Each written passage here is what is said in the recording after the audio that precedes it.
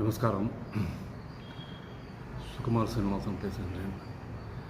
ஞானம் என்றொரு தகவல்.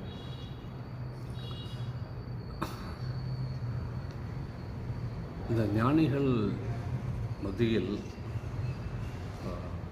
பல்வேறு விதமான ஞானிகள் வாழ்ந்து மறைந்திருக்கின்றார்கள்.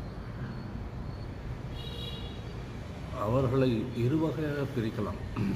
ஒன்று, அவர்கள் ஞானம் பெற்ற பின்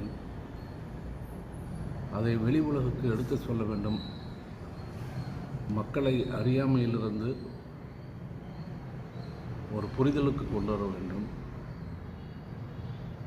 அவர்களை இருட்டிலிருந்து வெளிச்சத்துக்கு அழைத்து வர வேண்டும். பிறகு இந்த உலகிலே மண்டி கிடக்கும் மூட நம்பிக்கைகளையும் பழக்கங்களையும் அறவே ஒழித்துவிட்டு உண்மை என்ன என்பதை தெரிந்து கொள்ள வேண்டும் என்பதற்காக அவர்கள்